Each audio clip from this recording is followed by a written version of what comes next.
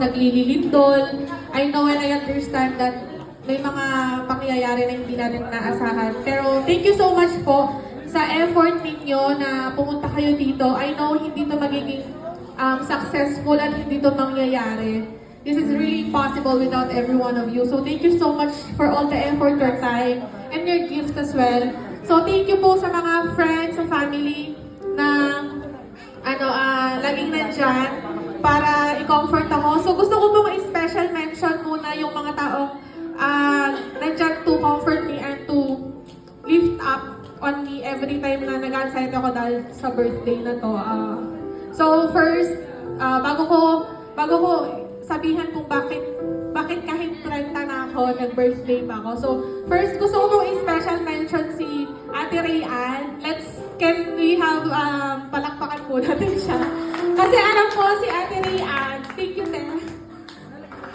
Kasi kahit buntis po siya, pag na-stress na ako, chat ako sa kanya, Te, nag-anxiety ako. Sabi niya, isipin mo na lang, sabi niya, madaming nagmamahal sa'yo, sabi niya. And then, lagi mong i-remind yung sarili mo na hindi man makapunta yung iba mong in-invite, binomba man nila ako, pero still, yung gift ni Lord is bigger than that. So, yun, thank you Ate Rayan for always making time to talk to me. As well as Jassel po, isa siya sa mga napagod na magbigay ng time para bisitahin lahat ng suppliers. Thank you so much. And then for my friends are here na tinawag nilang staff. Actually, hindi po sila coordinator, hindi sila staff. Friends and best friends ko po sila na nag-initiate na maging tumulong sa akin kasi kumbaga ako na yung organizer dahil sanay po talaga akong mag-organize ng ganito. Hindi ko inaasahan na ang hirap pala talaga niya. So, thank you din kay Kuya Christian. Kuya, thank you for always. Hindi ko ina-expect na sa lahat ng pamilya ko, siya yung laging musta sa akin na kamusta ka, anong nararamdaman mo? Kasi hindi talaga kami close dati.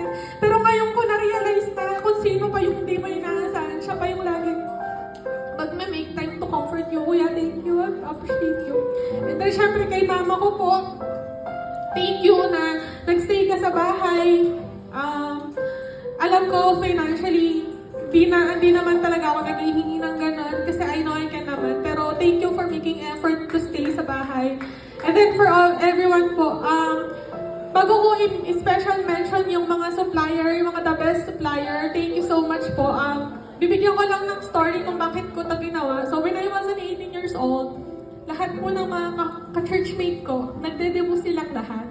Tapos October 3, na-dengue po ako. Tapos wala po kami kapera-pera. Like literal na kahig, isang tuka po kami. Ganun po yung kahirap yung buhay namin. Tapos, naghanap ako ng mga sponsor, ganyan. Kaso wala. Tapos dumating yung birthday ko. Though, I'm still happy kasi lahat ng mga ka-churchmate ko nandun. Pero parang kulang. Tapos sinabi ko sa sarili ko na hindi ako papayag na tatanda ako nang di ko ito na-experience. Pero bago ko siya in-experience sa end ko, lahat ng kapatid ko po, pina-experience ko siya. So, nag-start po siya kay Shalom.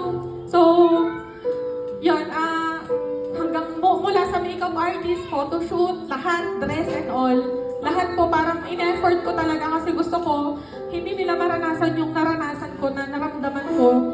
And then kay Eka, sa bunso po namin, same. Tapos kay Ate Yan ko rin po, yung panganay namin na kahit 30 na siya, gusto kong ma-experience niya yun. Kaya nakipag-kutsaba po ko sa asawa niya. And then yung last po kay Faith, na kahit sobrang imposible, na-i-achieve naman. So sabi ko, pag nag-30 ako, ipupush ko talaga